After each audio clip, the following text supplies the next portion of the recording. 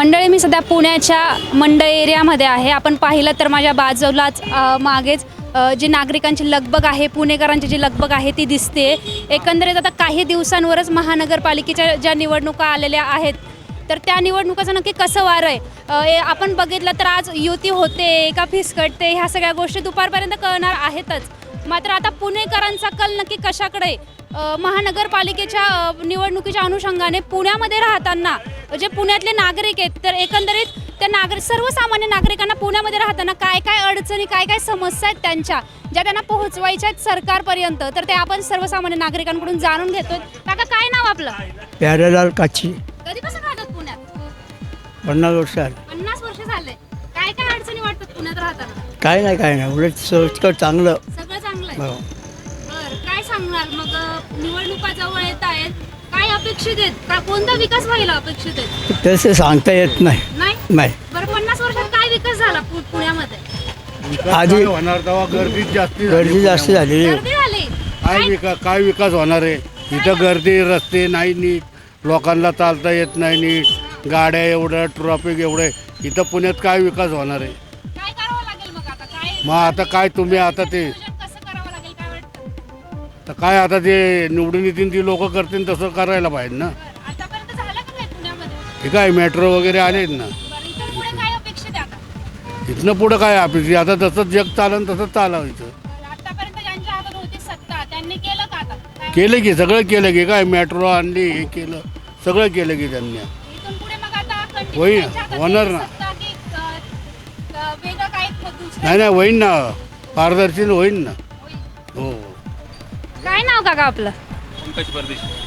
काय सांगाल, कधीपासून राहतात? झाले की 50-60 वर्ष आले. 50 वर्ष हा. झाले. काय कसं होतं चित्र अगोदरचं? पुण्याचं चित्र कसं होतं आणि आता कसं आहे? आता तर खूप छान आहे. कशा पद्धतीने पुणे पालटलं सगळं? खूप आता स्मार्ट सिटी झाली, मेट्रो आली, रोड चांगले झाले. कोणामुळे आलं, काय वाटतं? भाजप. भाजपमुळे. हो, तुम्हाला काय वाटतं? जे इथून सरकार आहे त्यांनीच केलं ना. बरं. चांगलं काम केलं भाजपने. मग आता इथून पुढे द्यायचं का त्यांच्या हातात की दुसऱ्यांना द्यायची संधी? भाजपच. भाजपच. काय सांगाल, काय काय विकास अजून इथून पुढे काय अपेक्षित? ते करतील ना, आता चांगले करतील ना. आता आमची बी दुकानं वगैरे होतील ना. हां. फ्रूट मार्केट तोडले ते रिपेअर करतील परत. बरं. पान बाजार करतील. पान बाजार रिपेअर करतील. रोड चांगले करतील. हे ट्रॉफिकची समस्या आहे ते दूर करतील. चांगली कामं करतील ना.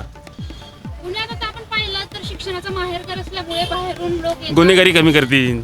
गुन्हेगारी वाढली, गुन्हेगारी कमी करतील. तेच, मग बाहेरून आता लोक येत आहेत, त्याच्याबद्दल काय वाटतं? तर लोक तर येणारच ना. स्वतंत्र आहे आपलं, कुठेही कोणी जाऊ शकतं ना. बरोबर. त्याबद्दल काय, कोणी कुठे जाऊ शकतं. कुठेतरी ते पुण्याची शिस्त बिघडवतात असं वाटतं का? का आता लोकांना व्यसन, पोरांना व्यसनं लागली आहेत. जरा व्यसनावरती बघताना बंधन आलं पाहिजे फक्त त्या त्यासाठी गोष्टीवर. सरकारने कशा हालचाली करायला? फास्ट केले पाहिजे. इतरही जे नागरिक आहेत आपण त्यांना विचारणार आहोत. आपण आतापर्यंत ज्यांना विचारलं त्यांनी समस्या सांगितल्या आहेत किंवा इथून पुढे कसा कसा विकास त्यांना अपेक्षित आहे हे सांगितलेलं आहे. मंजुषा. कधीपासून पुण्याच्याच का प्रॉपर? पुण्याचे प्रॉपर होतो, शिरूरला दिलंय मला, अच्छा. त्यामुळे शिरूरला राहते आता. शिरूरला राहतात. काय वाटतं पुण्यामध्ये कसं आहे? पुण्यामध्ये चांगलं आहे, शिरूर कसं आहे? शिरूर पण छान आहे. बरं. यांचे- काय काय समस्या येतात पुण्यामध्ये राहताना, काय वाटतं? पुण्यामध्ये काही नाही, व्यवस्थित आहे. व्यवस्थित. हां, फक्त प्रदूषण थोडंसं जरा वाढले. काय करावं लागेल त्यासाठी? त्यासाठी जरा गाड्यांचं प्रमाण कमी करावं लागेल. इलेक्ट्रिकच्या गाड्या आल्यात त्या सध्या जास्त चालवावं लागते. इथून पुढे काही विकास आहे अपेक्षित पुण्यात? होईल ना हळूहळू. काय सांगाल तुम्हाला एकंदरीत पुण्यामध्ये किंवा शिरूरमध्ये राहताना काय काय अडचणी येतात? अडचणी तर काही येत नाही. नाही येत. नाही, सगळ्या वस्तू पुण्यामध्ये मिळतात. हां. आम्हाला शिरूर पुण्यात यावं लागतं बरं. बऱ्याच वस्तू घेण्यासाठी. फ्रूट वगैरे चांगले मिळतात इथे आणि सगळ्या वस्तू व्यवस्थित मिळतात. तर आता आपण पाहिलं तर काही दिवसांवर आता महानगरपालिकेच्या निवडणुका आलेल्या आहेत. काय वार कोणाची हवा वाटते? BJP. बीजेपी का? बीजेपी. कारण त्यांनी डेव्हलपमेंट खूप केली आहे, देशामध्ये केली आहे, हां. राज्यामध्ये केली आहे. बरं. काय फ्लायओव्हर आहे, मेट्रो आहे, हे लोकांना दिसत नाही पण आहे ते. आहे? काँग्रेस असतं तर हे झालं नसतं. नसतं झालं. का नसतं झालं? नाही करत ते. आतापर्यंत इतकी वर्ष का नाही केलं त्यांनी? मग आता सत्ता कोणाच्या हातात द्यावी वाटतंय? BJP. बीजेपी. दुसऱ्यांना संधी नको वाटते? नाही ना, जे डेव्हलपमेंट सुधारणा करतात आम्ही त्यांनाच वोट देणार.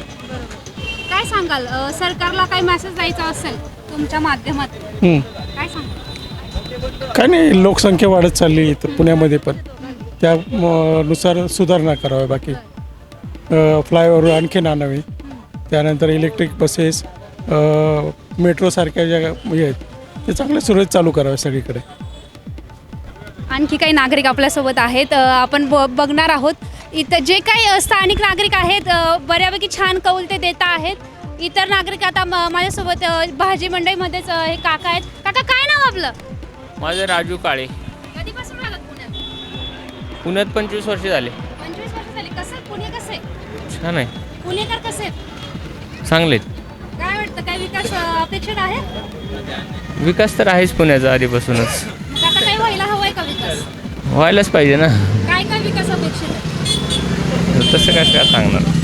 कोण करेल विकास? कोण करेल वाटतं? विकास